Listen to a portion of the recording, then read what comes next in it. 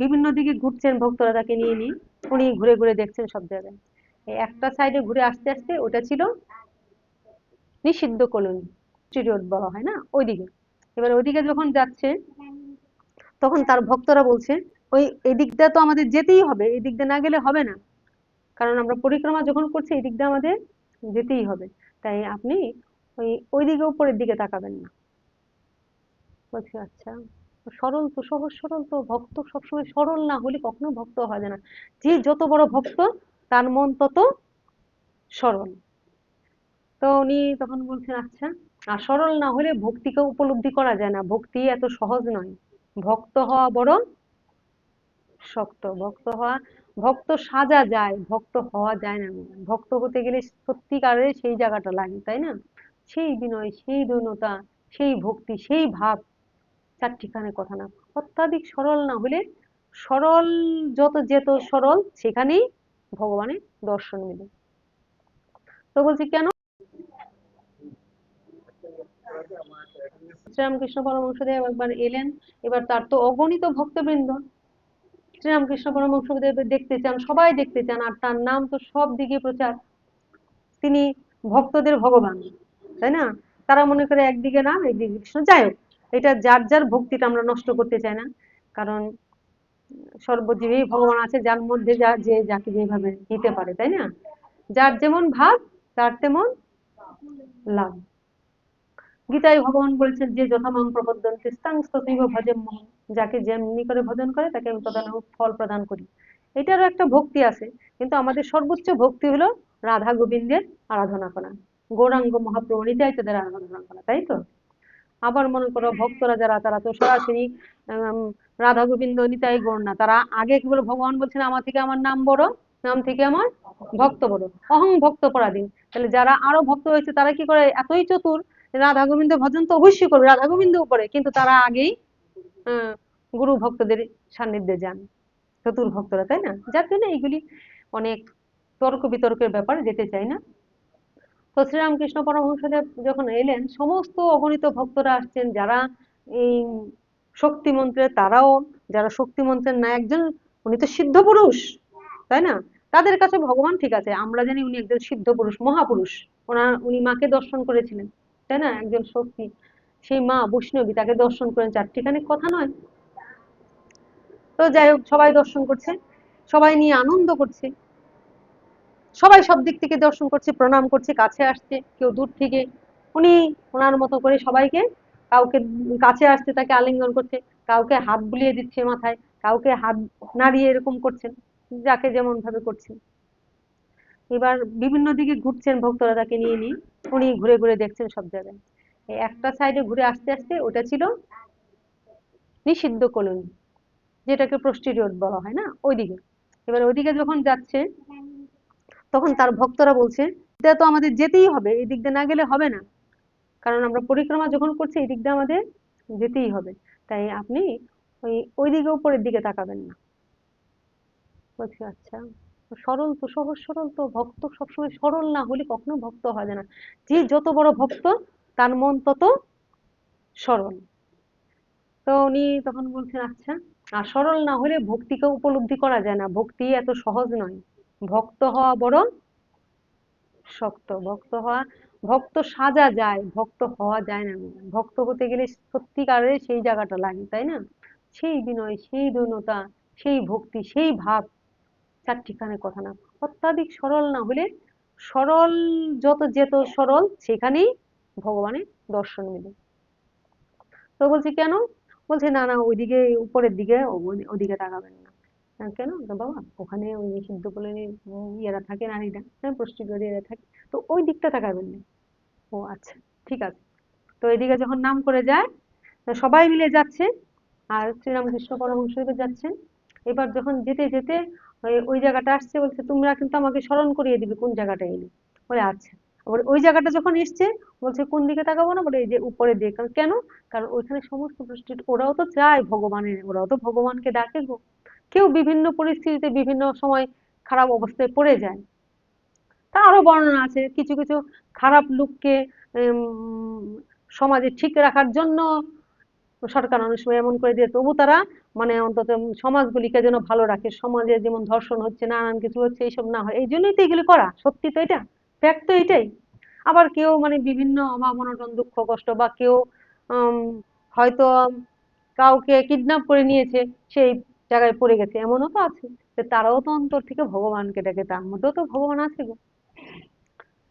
তো তারা যখন শুনতে পেরেছে যে ভগবানের না একজন কেউ এসছে, যে অবতার একজন এসছেন, তাদেরও তো প্রাণটা কাঁপছে তাকে দর্শন করার জন্য, তখন তারা কি করছে, তারা সব ঝাঁক ধরে এমনি গিজি গিজি হয়ে তারা একটু দেখার জন্য, যে দর্শনই পবিত্র করে, এই তোমার হুম গঙ্গার উপর সোহনে পশ্চাতে পাবন, গঙ্গার উপর সোহনে পশ্চাতে পাবন, দর্শনে পবিত্র করো এই তোমার গুণ।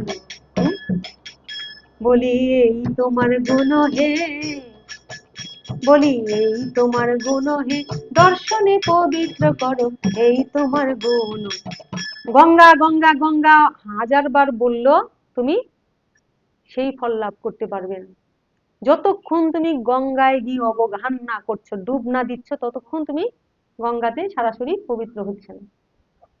আর সাধুর মহিমা এমন, সাধুকে মানে বহু যোজন দূর থেকে যদি তুমি দর্শন করো, দর্শন করলেই সে পবিত্র হতে পারে, এত বড় মাহাত্ম্য তার। তাই এত যদি সাধুর মহিমা হয়, তো তাদেরও তো মনে হচ্ছে যে ভগবানের একজন, ভগবানের রূপ ধারণ করে একজন। কারণ ভগবান বলছেন, আমার থেকে আমার নাম বড়, নাম থেকে ভক্ত বড়, অহং ভক্ত পরাধীন। আরো কি বলেছেন, ভক্ত আমার মাতা পিতা, ভক্ত আমার গুরু, ভক্ত আমার মাতা পিতা, ভক্ত আমার গুরু, ভক্ত আমায় নাম রেখেছেন বাঞ্ছা কল্পতরু। হরি বল, হরি বল, হরি বল, হরি বল। কথাটা কি বলছে, ভক্ত আমার মাতা পিতা, ভক্ত আমার গুরু, ভক্ত আমার নাম রেখেছেন বাঞ্ছা কল্পতরু। মানে ভক্তরা অনেক সময় কিছু কিছু আশা করে, হয়তো চাইছেন না তিনি করতে, কিন্তু বাধ্য তো করেন, যে না আজকে এটা হবে না, কালকে এটা হবে না, কিন্তু কোনো কোনো ক্ষেত্রে তাদেরকেও ইচ্ছা পূরণ করার জন্য তাকে সেটা করতে হয়, তাই বলা হচ্ছে বাঞ্ছা কল্পতরু। হুম, কিছু কিছু ক্ষেত্রে সেটাও ধরা হয়। আবার ভক্ত আমার মাতা পিতা, ভক্ত আমার গিয়া, ভক্ত আমার মাতা পিতা, ভক্ত আমার গিয়া, ভক্ত আমায় বাঁধতে পারে ভক্তি বাঁধন দিয়া। হরি বল, হরি বল, হরি বল, হরি বল, হরি বলে, হরি বলে, হরি বলে, হরি বল, হরি বলে, হরি, হরি বল, হরি বল, হরি বল, হরি বল। তাহলে ভগবান কোথায় আছেন, সর্বভূতে বিরাজিত তো, কিন্তু প্রকট হন কোথায়, সাধু গুরু মহাত্মাদের মধ্যে দিয়ে ভগবানের প্রকটতা বেশি। তাই আমরা তাদের কাছে যাই, তাদের সান্নিধ্যে গেলে আমরা ভগবানকে উপলব্ধি করতে পারি, অনুভব করতে পারি, আমার মধ্যেও যে ভগবান আছেন, সেই সত্তাটা আমাকে জাগিয়ে দেন। ওই আলোটা, তার আলো দিয়ে আমি যেন সেই আলোটা অনুভব করতে পারি। এবার তারাও মনে মনে আশা করছে, আহা, একজন আসছেন যিনি ভগবান, আমাদের কাছে ভগবান, ভগবানকে কোথায় দেখবো, ভগবানকে কোথায় পাবো, তাকে কি ছুঁতে পারা যায়, ধরতে পারা যায়, সে কি কাছে আসে? তাহলে যে কাছে আসছে সে তো আমাদের কাছে নিশ্চয়ই ভগবান। তো তাকে দেখার জন্য সবাই ঝাঁপিয়ে পড়লো, একটুখানি চোখের দেখার জন্য যত প্রস্টিটিউট যারা আছে নারীরা সমস্ত ঝাঁক বেঁধে ওই উপরে। বলছি বাবা ওইখানেই সবাই আছে, ওখানে যাবেন, ঠিক আছে স্মরণ করিয়ে দিন। এবার তার ভক্তদের নিয়ে তিনি নাম করতে করতে, শ্রীরামকৃষ্ণ পরমহংসের নাম করতে করতে যাচ্ছেন। যখন নাম করছে কাছাকাছি, বলছে এইদিকে আর তাকাবেন না, হ্যাঁ এই এখন এসে গেছি। তাই বলছে এখন থেকে শুরু হচ্ছে, বলে হ্যাঁ এখন থেকে শুরু হচ্ছে, আর তুমি তাকিও না। যেই বলেছে অমনি তিনি কি করছেন, ওইদিকে তাকিয়ে হাত জোর করে সমানই প্রণাম করছেন, এমনি করে প্রণাম করছে। বলছি কি করছি, বাবাকে সবাই প্রণাম করি, তুমি চিন্তা করো আমরা সাধারণত কি করি, বাবা যায়। তাহলে এইগুলি ভক্ত হতে গেলে আমাদের এগুলি স্মরণ করতে হয়।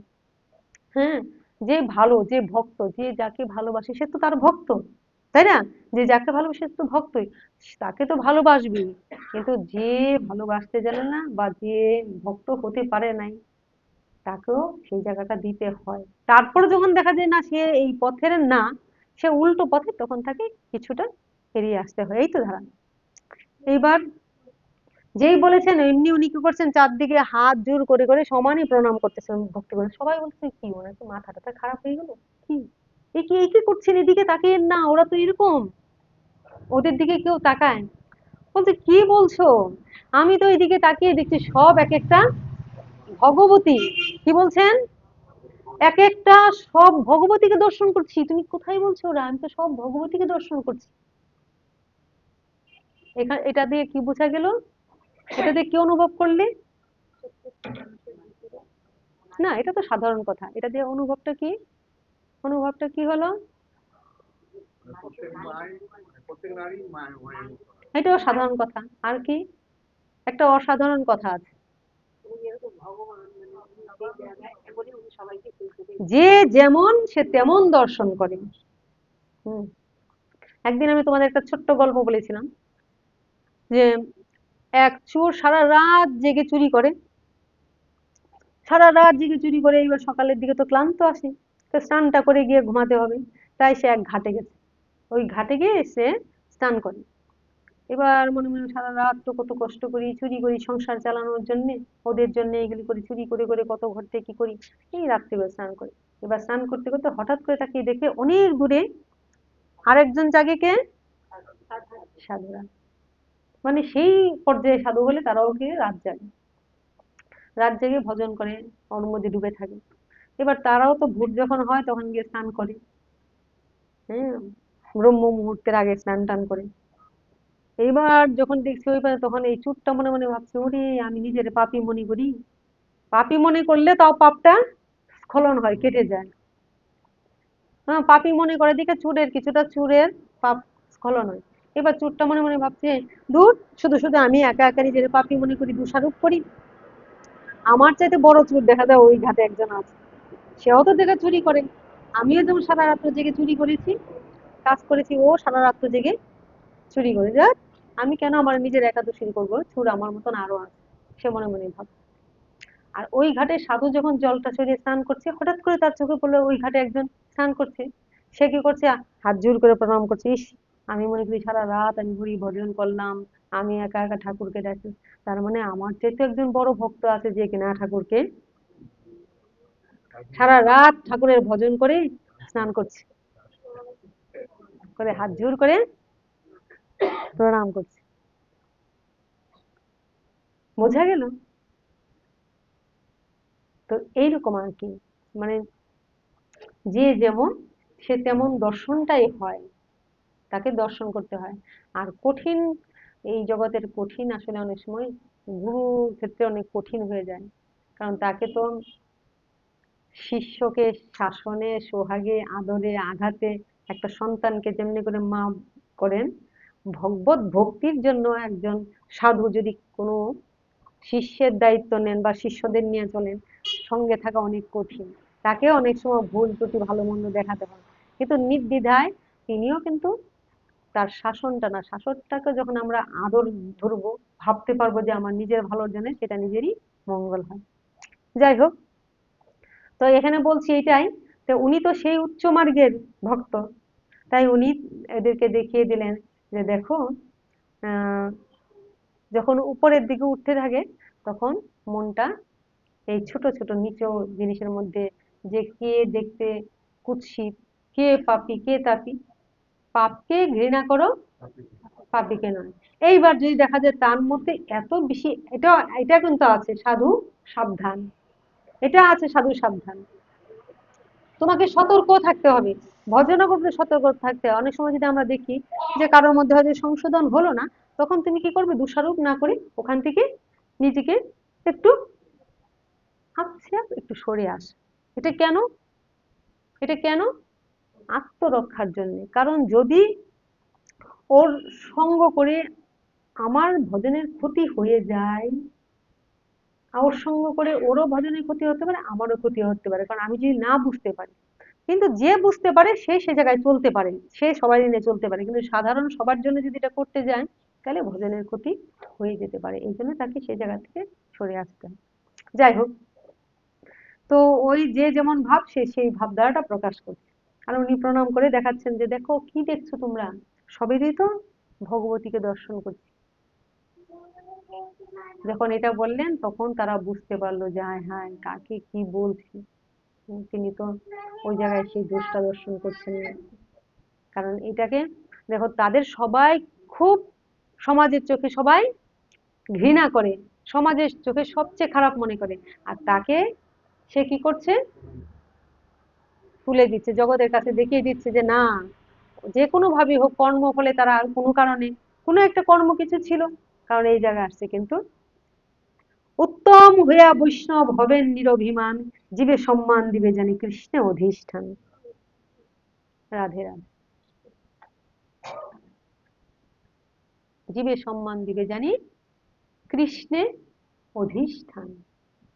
ভগবান ওখানেও আছে, যার জন্য সেই জায়গাটা আমার মন থেকে তাকে দিতে হবে। এটাই আমাদের ভক্ত হওয়ার পথ। তো কোন জায়গাটা আমরা শুরু করেছিলাম ভুলেই গেছি, কোন জায়গাটা বলতে। জয় রাধে। তো তখন বললাম যে উনি যে ওই মহাত্মা, ওই সাধু যে ওই দিক দিয়ে গিয়েছিল, এবার দুষ্ট যে যদি কোনো সময় দেখেন ওনার চোখে হয়তো মনে হলো যে কোনো তো একটা পতিতা বা কেউ একজন হয়তো উদ্ধার হবে, তো তাকে উদ্ধারের জন্য তিনি যদি কোনো সময় এটার মধ্যে গমন করেন, যদি বস্তির ভিতরে যদি ওইদিকে গলির মধ্যে যেতে দেখেন, যারা দুষ্ট চোখ, যারা খারাপ কাজ করে, তারা কি ভাববে, সর্বনাশ, ওকে সাধু ভাবি, ভালো মনে করি, এই দেখো কোন দিকে যাচ্ছে, তাই না? কোন দিক দিয়ে যাচ্ছে, কি করতে যাচ্ছে, এই কিন্তু দোষ কিন্তু হয়ে গেল। একে তো সমালোচনায় দোষ হলো, আর এক হলো সাধু, সাধুর প্রতি নিন্দা করার জন্য ভগবান বলেছেন আমার সঙ্গে শত্রুতামি কর, আমার নিন্দা কর, আমাকে মন্দ বল, তাও তুই কৃপা পাবি, কিন্তু আমার ভক্তের যদি নিন্দা করিস, আমার ভক্তের সঙ্গে যদি খারাপ কিছু করিস, তাহলে কি হবে, ওই ক্ষমা নেই।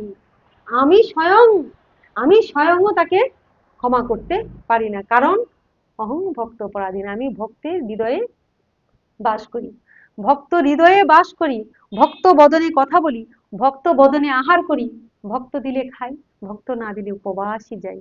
তাই তো আমরা ভক্তের কাছে যাই, এটারই কারণ, এটার জন্য আমরা মানি, নাহলে মানার কি দরকার ছিল। তো সে ভাবছে যে বাবা কেন গেল সেরকম, তাহলে তারা অপরাধ হয়ে গেল। কিন্তু যে ভালো, সে কিন্তু মনে মনে ভাববে যে আমার গুরুদেব বা ওই সাধুকে ওখানে যেতে দিয়েছি, নিশ্চয়ই কাউকে একজন উদ্ধার করতে গেছেন, তাই না? কারণ তার একটা নাম হলো, একটা নাম কি, পতিত উদ্ধারণ। ভগবানের যেমন পতিত উদ্ধারণ, ভগবানের ভক্ত ভগবানের মতন হয় পতিত উদ্ধারণ। কেন? পতিতকে যিনি, হ্যাঁ, আচ্ছা, পতিতকে, যে সংসারের মধ্যে পতিত হয়ে গেছে, যে ভগবান মুখী নয়, যে কৃষ্ণ বিমুখ, তাকে কৃষ্ণ কথা বলে, কৃষ্ণ চেতনা জাগ্রত করে কৃষ্ণমুখী করাই তো, এটাই তো উদ্ধারণের চেষ্টা করা। কাউকে আমি দু থালা ভাত দিয়ে দিলাম, এক বস্তা চাল দিয়ে দিলাম, একটা কিছু করে দিলাম, এটা উপকার, এটা কি সাধারণ মানুষ করবে? কিন্তু একটা যে ঘুর সংসারী, তাকে যদি কৃষ্ণ মুখিয়ে করে, এবার যদি সে কৃষ্ণ ভজন করে, হরি ভজন করে, একজন মনে করো ভগবানের স্থানেই আসতো না, সে ভগবানের কথা শুনতে ভালোবাসে, ভগবানের কথা শুনলে এবার তার ভালো লাগে, এটাই তো তার উদ্ধারণ। এই জন্মের উদ্ধার নয়, জন্ম জন্মের জন্য সে উদ্ধার হয়ে গেল। এই মৃত্যুর পরে যে তার অধোগতি হতো, হয়তো আবার তাকে শৃগাল, কুকুর, কৃমি, কীট, বৃক্ষলতায় পরিভ্রমণ করতে হতো, কিন্তু তার যে মুডটা ঘুরিয়ে দিল, মুডটা ছিল নিম্নগামী, মুডটা ছিল নিচের দিকে, মুডটাকে ঘুরিয়ে দিল, ঊর্ধ্বগামী করে দিল, উপরের দিকে তুলে দিল, তাই না? তো এটাই তো উদ্ধার। তিনি তখন ভাববে যে ভক্ত, সে মনে মনে ভাববে ওনাকে যে দেখলাম, কেন, নিশ্চয়ই কোনো একটা কারণ আছে, কাউকে হয়তো উদ্ধার করতে যাচ্ছে, কাউকে হয়তো রক্ষা করতে যাচ্ছে। তাহলে আমাদের ভাবধারাটাকে ওইভাবেই ঘুরিয়ে দিতে হয়। হুম। আর কলিযুগে দান দক্ষিণা সত্যিই আছে, অনেক বেশি আছে। এই দান দক্ষিণাটা আমাদের করতে হয় এই জন্যই, কারণ দানের দ্বারাই আমাদের ভিতরে কি হয়, দয়ার উদ্রেক হয়। দান মানে দয়া দিয়ে, কিন্তু দান যেন কখনো আমাদের অহংকার না হয়। আর কিছু করে কখনো যেন আমাদের মনে মনে না হয় যে আমি করেছি। এটা আমরা বারবার বলি, কারণ কি, তোমাদের বলা মানে কি, আমিও তো মানুষ, আমার অনেক সময় মনে হয়ে যায় ওকে না আমি এই করেছি এই করেছি, তাই না? আমরা সাধুর সঙ্গে বসে করলে কি হয়, এগুলি আমাদের মনে আস্তে আস্তে কেটে যায়, বারবার শুনতে শুনতে সরে যায়। যাই হোক, তো কলিযুগে আমরা দান দক্ষিণায়, যে গতদিন আমি মানে যশোদার সঙ্গে বলছিলাম যে দান করার পাত্র আমরা পাইনি। দানটাও কিন্তু করতে হয় পাত্র বিশেষে, আমরা মানে যারে তারে দান করে ফেলি না, ওই দানটাও কিন্তু ভালো হয় না। অপাত্রে দান করলে সেই দান তামসিক দান হয়ে যেতে পারে। যেমন ধরো, দান অবশ্যই ভালো, অবশ্যই অবশ্যই অবশ্যই ভালো, দান তুমি করবে করবে করবে, কিন্তু দান করার মানে কি, দান করার মানে ভগবান খুশি হন, যে একজন প্রতি দয়া হলো, তার একজনের প্রতি দয়া হলো, তাকে দান করলো, তাকে একটু রক্ষা করলো, ঠাকুর খুশি হন না? কিন্তু নিতাই গৌর হই, একজন মদারু রাস্তায় পড়ে রইল, রাস্তায় পড়ে ভিখারি, সমস্ত বাবা সম্পত্তি সমস্ত জিনিস নষ্ট নষ্ট করে টাকা পয়সা নষ্ট করলো, যে আবল তাবল কথা বলছে, আবল তাবল সঙ্গে পড়ে যাচ্ছে, মদারু এরকম থাকে না? এবার একটা পয়সা দেন না, একটা পয়সা দেন না, 10টা টাকা 100 টাকা জোর করে চাইছে, তুমি দিচ্ছ না, যে মনে হয়, এত চাইছি, আমার কাছে 100 টাকা আছে, দিয়ে দেয়, করি না? নিতাই গৌর, একে কি তুমি উঁচুই তুললে না, না মানে, ও তো এটা করবেই, কিন্তু তুমি এটা করে কি করলে আরো, তো ওই যে তোমার ওই পয়সাটার জন্য কলিযুগে মদ্যপান কিন্তু সবচেয়ে খারাপ। হ্যাঁ, আরেকটা খারাপ, সবাই করে, এটা বলে লাভ নাই, এটা বললে সবার মন খারাপ হয়ে যাবে, বলবো, এটা সবাই করে, তোমার আমার আমাদের সবার ঘরের মধ্যে আছে, কেউ না, মাছ মাংস হাঁস, রাধে রাধে, এইটা বললেই সবার মন খারাপ হয়ে যাবে, কিন্তু এটা সবার ঘরে আছে। কলিযুগে মাছ মাংস আহার 1 পয়েন্ট, দ্বিতীয় পয়েন্ট কাটা, বুঝছো? তাই সাধুর সঙ্গে থাকা, থাকতে থাকতে থাকতে থাকতে যদি হয়, একদম নিষিদ্ধ কলিযুগে। 2 নাম্বার মদ্যপান, 3 নাম্বার হলো অবৈধ সঙ্গ, জুয়া, তাস, মদ পান করা, অসঙ্গ কুসঙ্গ পড়ে থাকা, এইগুলি হলো কলিযুগের সবচেয়ে খারাপ। বৃদ্ধি পাচ্ছে, কারণ এটা তো কলির প্রভাব। আচ্ছা, আমি তো আবার এই লাইন থেকে ফ্লেক্স ছড়িয়ে যায় ভুলে যাই, কোনটা বলতে চাইলাম, ও দানটা, দানটা যদি সঠিক জায়গায় না হয়, তাহলে কিন্তু সে যেমন নামলো মদ্যপান করে, সে যেমন ক্ষতি হলো, এটা কিন্তু আমি যদি দিলাম, আমি বা আমরা যদি দিলাম, সেটা কিন্তু আমিও গণনার খাতায় পড়ে গেলাম, যে তাকে এই সাহায্য করাতে সে কিন্তু আরো অধঃপতনে গেল, ক্ষতি হলো, তা আমার দোষ হলো। যেমন আমি একজন সাধু মহাত্মা বা একজন দীন দরিদ্র, একজন সৎ মানুষকে যখন দান করলাম, তখন তাকে উপকার করে, তার যেমন উপকার করলাম, আমারও কিন্তু উপকার আমি বেশি করলাম। যে করলাম তার কিন্তু উপকার বেশি হয়, যাকে করলাম তার সাময়িক উপকার হয়, কিন্তু যে করলাম তার কিন্তু উপকার বেশি হয়, অবশ্যই অবশ্যই উপকার হয়, কারণ ভগবানের হাতটা তার উপর থাকে, থাকে তো। কেউ বিপদে পড়লো, কেউ আপদে পড়লো, কেউ দুঃখী হয়ে গেল, যখনই তার প্রতি কেউ দান করছে পাত্র বুঝে সৎপথে, ভগবানও কিন্তু তার প্রতি প্রসন্ন হয়ে যায়, খুশি হয়ে যায়, তার জন্য একটা দান কিন্তু কি হচ্ছে, তোলা হয়ে যাচ্ছে, তুমি এখানে দান করছো, তার জন্য কিন্তু একটা দান তোলা থেকে যাচ্ছে, পার্থিব জগতেরও অপার্থিব জগতেরও অবশ্যই তোলা হয়ে যায়। হ্যাঁ, বুঝা গেল? এই জন্য আমাদের এখন তো হচ্ছে এরকম, সব ভিখারিরা বসে, পরে দেখা যায় তাদের কি লোক আছে, এগুলি ভাগাভাগি করে টাকা নিয়ে নানান কিছু করে, জানো তো, এখন হাত পা কেটেও রাস্তায় বসে যায়, আমরা কি করে বুঝবো? তাই, তাই ভগবানের নাম করতে হবে, যত সম্ভব বুঝে দান করাই ভালো, যেই দানটা নিয়ে কেউ খারাপ কিছু করতে পারে ওখানে না দেওয়াই ভালো। ওকে না দেওয়ার জন্য ও যদি তোমাকে গালিও দেয়, বকাও দেয়, তাতেও তোমার ভয় পাওয়ার কিছু নেই। যেমন আরেকটা সুন্দর উদাহরণ দিই, ধর্মীয় উদাহরণ, কি, সীতা দান করেছিলেন না, মাতা সীতা, মাতা সীতা কাকে দান করেছিলেন? জয় রাধ, মাতা সীতা দান করেছিলেন রাবণকে, যখন দান করেন না তখন অভিশাপ দিতে লাগলেন, দান করবে না, গৌর হরি। এখানে কিন্তু আমাদের আরেকটা জিনিস লক্ষ্য, সাধু বেশে এমনিতে আমরা অপরাধ করি, সেটার কিন্তু ক্ষমা হয় না, অপরাধ তো আছেই, আমরা পাপ করি, ক্ষমা হয় না। সাধু বেশে ঢুকে যদি আমরা কপটতা করি, এটার কিন্তু অনেক বড় পাপ। ভগবান দেন এই যে রাবণের চিতা কিন্তু আজও জ্বলে না। কেন জ্বলে? চিতা তো পুড়ে শেষ হয়ে যায়, কিন্তু রাবণের চিতা আজও জ্বলছে। কারণটা কি? এটা দেখালেন যে ওই রাবণ যদি সাধুর বেশ ধরে ওই সীতাকে হরণ না করতো, আজও তো হচ্ছে, দেখতে পাচ্ছ। অদ্যাবধি লীলা করেন গোরা রায়, কোনো কোনো ভাগ্যবানে দেখিবারে পায়। গায়ের জুড়ে, শরীরের জুড়ে, বুদ্ধির জুড়ে, ছলে বলে কৌশলে আজও তো হরণ হচ্ছে। তো মনে করছে এগুলি কি বিফলে যাচ্ছে, এখন সাময়িক দেখতে পাচ্ছি যে আহারে এরকম হলো, কিন্তু পরিণামটা তাদেরও খারাপ হয়। কোনো ব্রাহ্মণ এই ইয়ে রাবণ কিন্তু ছিল ব্রাহ্মণ, রাবণ কিন্তু ছিল একজন ব্রাহ্মণ। এইগুলি আসলে কিন্তু রাবণ কিছু করেন নাই, তাদের সাজিয়ে ভগবান দেখিয়েছেন যে রাবণ রূপী, ভক্ত রূপী কেউ যদি এমন করে, তাহলে এটাও কিন্তু এমনই অবস্থা হয়। কিন্তু ভক্তদের একটা কষ্ট হয়, অনেক সময় দেখা যায় ভগবান বিশাল পরীক্ষা নিতে গিয়ে একটা বিশাল আঘাত দেন, কিন্তু তারা শেষ পর্যন্ত জয়ী হয়ে ওঠেন। কার ইচ্ছায়? ভগবদ ইচ্ছায়। কারণ আমরা কুরুক্ষেত্রের যুদ্ধে দেখেছি, এখানে দেখো কুরুক্ষেত্রের যুদ্ধের মধ্যে কি হয়েছিল, পাণ্ডবদেরও তো অনেক ক্ষতি হলো, অনেক ক্ষয়ক্ষতি হলো না? তাদের যত গৃহে আগুন দিয়ে জ্বালিয়ে দিল, দ্রৌপদীকে চুলের মুঠি ধরে সবার মধ্যে কি অপমানটা করলো, কি লাঞ্ছনাটা করলো। ভক্ত পেল তো, ভক্তকে লাঞ্ছনা করলো না, অপমান করলো না? কিন্তু এই একই জিনিস আবার অভক্তের ক্ষেত্রে কিন্তু ভগবানের সেখানে কৃপা পাবে না।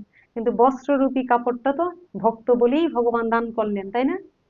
ভগবান কাকে দান করলেন? দ্রৌপদী যেহেতু ভক্ত, তাই বস্ত্ররূপী কাপড়টা কিন্তু দান করলেন। আবার এই যে যুদ্ধ হলো, পঞ্চ পাণ্ডবের কিন্তু অনেক কিছু ক্ষয়ক্ষতি হলো, তো ওদেরও তো হলো, কিন্তু শেষ জয়টা কারা হাসলেন? পাণ্ডবরাই হাসলেন। মানে জয়ের ধ্বজা, ধর্মের ধ্বজাটা উড়ালেন কিন্তু পঞ্চ পাণ্ডবরা। কুরুক্ষেত্রের যুদ্ধ যখন হচ্ছে, তোমারও কিছু ক্ষতি হবে, তারও ক্ষতি হবে, কিন্তু পরিণামে তারাই কিন্তু সেটা উড়ালেন।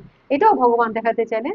তাই ভক্ত সঙ্গে থাকো, ভক্ত সঙ্গে চলো বীর, ভক্ত সঙ্গে থাকো, ভক্ত সঙ্গে চলো বীর, ভক্ত সঙ্গে থাকো।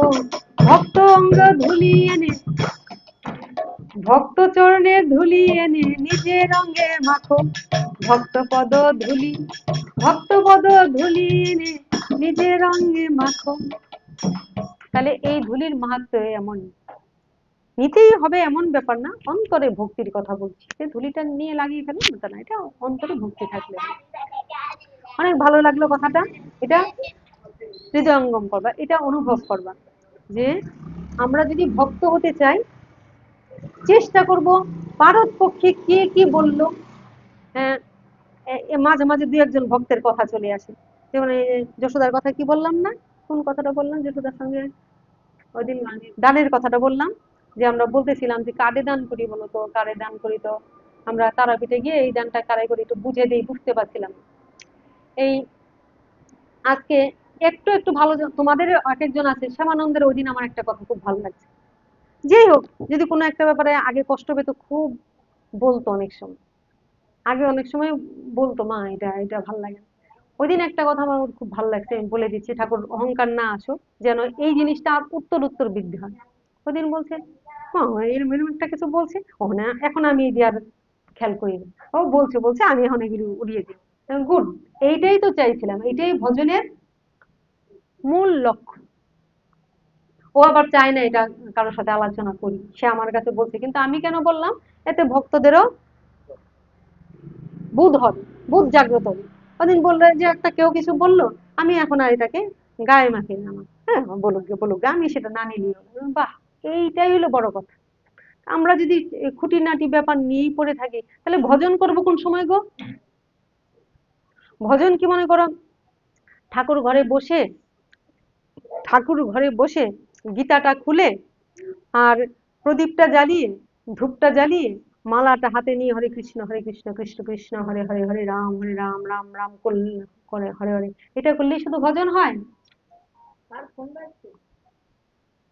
রাধে রাধে, অবশ্যই এটা ভজন। কিন্তু তুমি যদি মনে করো যে আমি ঠাকুর ঘরে ঢুকলাম না, ঢুকতে পারলাম না, আমি প্রদীপটা জ্বালাতে পারলাম না, ঠাকুরকে জাগাতে পারলাম না, আমি ঠাকুর ঘরে গিয়ে ধূপ জ্বালিয়ে প্রদীপ জ্বালিয়ে, হ্যাঁ, হাতে মালাটা নিয়ে গ্রন্থটা নিয়ে বসে বসে নাম করছি, ভজন করছি, হরিনাম করছি, এই সারাদিন ও ঠাকুরকে ডাকে, এটাই কি ভজন হলো? ভজন হলো, কিন্তু এটাই কি ভজন হলো? রবি ঠাকুর বলেছেন, সবার সঙ্গে যেন বিরত তোমার সঙ্গ রাধে, হ্যাঁ, সবার সঙ্গে যেন অবিরত তোমার সঙ্গ রাধে। এই যে কারো একটা উপকার করলো, যে কারো একটা উপকার করলো যার দরকার, কষ্ট দেখে যে একজন দান করলো, কষ্ট দেখে যে তার কষ্ট লাঘব করার কাজ করলো, এটা কিন্তু কর্মযোগ্য হয়ে গেল। নিতাই গৌর হরি, লক্ষ্য করুন, কেউ যখন কারো বিপদ দেখে সেখানে এগিয়ে আসছে, একটা দান করছে, একটা উপকার করছে, তাকে একটা সাহায্য করে দিচ্ছে, এটা কিন্তু সে কর্মযোগ্য হয়ে যাচ্ছে। নামযোগ্য করলাম না, ওটা একটা কর্মযোগ্য হয়ে যাচ্ছে। ওটা কিন্তু তার স্বীকৃতির খাতায়, পুণ্য ফলের খাতায় না, স্বীকৃতির খাতায় জমা পড়ে যাচ্ছে। এই জগতের পাপ ক্ষয় হয়, সে পুণ্য করতে পারে, পাপ ক্ষয় হয়, পুণ্য করতে পারে। আবার যার পুণ্য হয়েছে তার পুণ্য ক্ষয় হয়ে সে পাপ করতে পারে। কিন্তু সুকৃতির খাতা যদি ভরতে থাকে, সুকৃতির খাতা কোনোদিন ক্ষয় হয় না, সুকৃতির খাতা ক্ষয় হয় না। আর সেটা কোথায়? সে ও এরকম করছে কেন? ছেড়ে দাও না, কাঁদিও না, ওকে কাঁদিও না। সুকৃতির খাতাটা আমাদের জমা করা দরকার, যেটা আমাদের জন্ম জন্মান্তরের জন্য জমা থাকে। তুমি যখনই বিপদে পড়বে, তোমার ওই সুকৃতির খাতাটা তোমাকে খুলে দিয়ে সহায়তা করবে, যে তার এই ভজন আছে, তাকে কিন্তু সাবধান। আর এই সুকৃতি খাতাটা আমরা কোন ভাবে পাই? ভগবানের নামের মধ্যে দিয়ে। এই যে কাউকে সাধু ভক্তর কোনো একটা, যখন আমরা উপকার করছি, কোনো একজন মঠ মন্দিরে যখন কিছু করছি, এই যে মন্দিরটার কাজে এক ভক্ত যে এই জিনিসটা করলো, এগুলি সুকৃতির খাতায় জমা হয়ে যায়, এগুলি স্বীকৃতির খাতা জমা হয়ে যায়। এই যে মন্দিরের কাজটা বা এর কাজটা যে বিরাট করে করেছে, এগুলি স্বীকৃতি, এগুলি জমা থাকে, এগুলির কোনোদিন ক্ষয় নাই। যতই বিপদে পড়বো, যাই কিছু করবো, এই স্বীকৃতির খাতাটা তোমাকে প্রমাণ দিবে যে তোমার স্বীকৃতি জমা আছে। মানে ব্যাংকে যেমন তোমার টাকাটা জমা থাকলে একটা বুকে বল থাকে না, যে বিপদ হলে আমি ওই টাকাটা দিয়ে রক্ষা পাবো, এই স্বীকৃতির খাতাটা হলো এরকম। জয় রাধে। এই জন্যেই আমরা যে ওই কোথাও পাঠ হলে, কীর্তন হলে বা সাধুর কাছে গিয়ে আমরা অনেক সময় কিছু দেই না, আমরা বুঝতে পারি না, আমরা ঘটনাটা ওইটাই, স্বীকৃতিটা জমা পড়ার জন্য। হ্যাঁ, ভগবানের স্থানে সেবা দিই, সাধুগুরুর সেবা দিই, হ্যাঁ, কিছু যার যা আছে একটু দেই, কেন? ওইটা ওই জায়গাটা শুধুমাত্র স্বীকৃতির খাতায় জমা হয়। কিন্তু সেটা ফলের আশা বাদ দিয়ে করতে হবে, যে আমি এটা দিলাম বিনিময়ে যেন আমার একটু উপকার হয়, বিনিময়ে যেন আমার ছেলের চাকরিটা হয়, এইসব আশা করবা না। যখন ভগবানের কাছে দিবা, নিঃস্বার্থভাবে দান করবা, এটা স্বীকৃতি হয়ে যায়। জয় রাধে। আনুষঙ্গিক ভগবানের যে কোনো কাজ করছে, এটাই স্বীকৃতি হয়ে যায়, আমাদের ধরা দেয়। তাহলে মনে থাকবে, অবশ্যই দান করবে, একটু বুঝে করো। যে কোনো মানুষ গরিব দুঃখী যদি হয়, অবশ্যই তাকে সাহায্য করবে নিঃস্বার্থভাবে। কিন্তু কেউ যদি দেখা যায় এরকম নেশা আছে, সে যদি দেখো যে মরণাপন্ন অবস্থায়, তবু তাকে বাঁচানোর জন্য, ওইটা খাওয়ার জন্য দান করা উচিত নয়, উচিত নয়, উচিত নয়। অহংকারী ব্যক্তি। জয় রাধে। যাই হোক, তো এটা ও আমার বাবার কথা দিয়ে শুরু করেছিলাম। আমার বাবাকে তখন বললাম যে বাবা, এরকম যদি, এটাও লিখেছি বাবাকে, এটাও লিখেছি, বাবা এরকম যদি কোনো একজন সাধু মহাত্মা যদি কোনো বেশ্যালয়ে, কোনো পতিতালয়ে ঢুকে, তার মানে কি, সে তো নিশ্চয়ই কোনো অপকর্মের জন্য ঢুকছে না, কোনো একজনকে, পতিতাকে বাঁচানোর জন্য, কোনো একজন পতিতকে উদ্ধারের জন্যই তো বাবা সেটা করে না বাবা। কিন্তু মানুষে দেখছে কিন্তু সেই খারাপ জায়গাতে ঢুকছে। বাবা লিখলো, হ্যাঁ, খুব ঠিক, সুন্দর কথা বলছে। যার জন্য এগুলি আমাদের অনুভব করতে, এগুলি বলার মানেটা হলো, অনেক সময় আমরা নানান কিছু দেখে, ভুল দেখে বা একটা খারাপ কিছু দেখে সাধু ভক্তরাও নিন্দা করি না, অনেক সময় করি না, ভুল দেখে, ওইগুলি দর্শন করতে হয় না। তাহলে নিজের ভজনটা ক্ষতি হয়ে যায়, বরং পাশে দাঁড়িয়ে সেই জায়গাটায় চেষ্টা করতে হয় যে আমরা যদি কোনো রকম কিছু ইয়ে করতে, কারণ আমরা তো জানি না এই যে আজকে দ্রৌপদীর লাঞ্ছনা হচ্ছে এটাকে আমরা অন্যভাবে নিব। ভগবান জগৎকে শিক্ষা দিলেন যে দেখো আমি স্বয়ং তার সখা, আমি স্বয়ং তার সঙ্গে আছি, তাকেও তাকে কিরকম লাঞ্ছনা পেতে হচ্ছে। কিন্তু শেষ জয়ের হাসিটা সেই হেসেছে। যত গৃহে স্বয়ং ভগবান যার আছে তার যত গৃহে আগুন জ্বালিয়ে দিচ্ছে তাকে মারার জন্য, বিষ পান করে হত্যা করতে চেয়েছে, কি ভাবা যায়? তাহলে আমরা এও দেখি যত যে ভক্ত, যে যত বড় ভক্ত সে তত বেশি পরীক্ষা দেওয়ার জন্য প্রস্তুত হয়, ভগবান তার তত বেশি পরীক্ষা নেন। আমরা অনেক সময় মনে করি সে ভজন করে, সে কি নাম করছে না, সে কি ভজন করছে না, কেন এই ঘটনা ঘটলো, কেন তার এই বিভ্রান্তিটা হলো, তার এই অঘটনটা ঘটার কথা ছিল না, একজন সাধু মানুষ এত জনের কিছু এরকম আমরা অনেক সময় বলি না? না, একটা হলো কর্মফল কেউ ভোগ করে, আরেকটা হলো ভগবানের অভিপ্রায় থাকে কিছু একটা লীলা উদ্ঘাটন করা।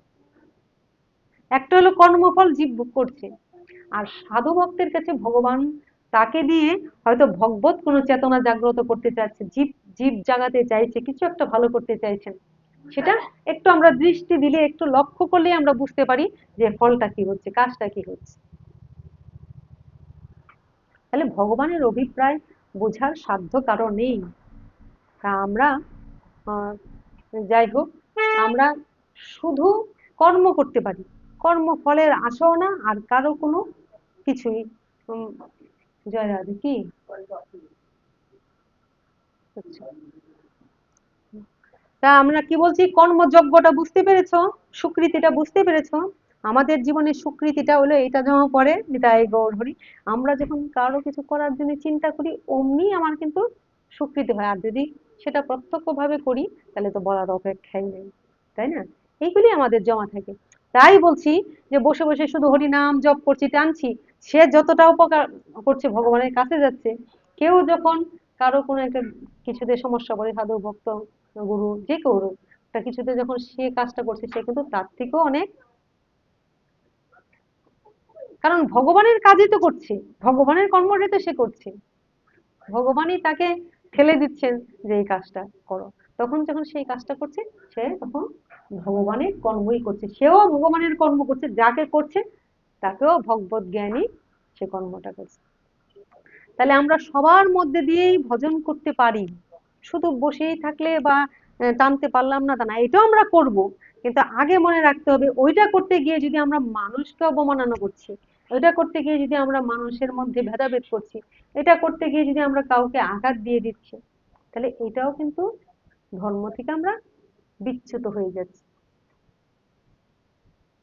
ধর্ম পথে থাকি করো জীবন যাপন ভাই, হরিনাম মহামন্ত্র ভাই, হরি বিনে আমার বান্ধব নাই, ধর্ম পথে থাকি করো জীবন যাপন ভাই। এগুলি সব আমার বাবার শেখানো গান। যে কোনো ব্যবসা ধরো জীবন নির্বাহ করো, যে কোনো ব্যবসা ধরো জীবন নির্বাহ করো ভাই, মুখে বলো হরি হরি ও ভাই, মুখে বলো হরি হরি, আমার হরি বিনে মন বান্ধব নাই,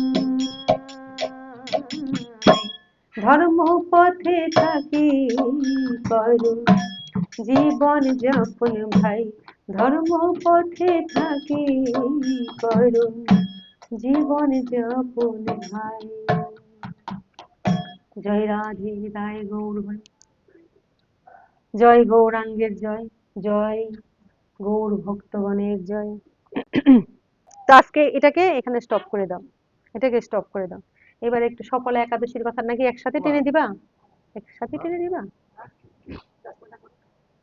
হুম, হয়ে গেছে, শেষ। দাও একটু জোগাড় দাও।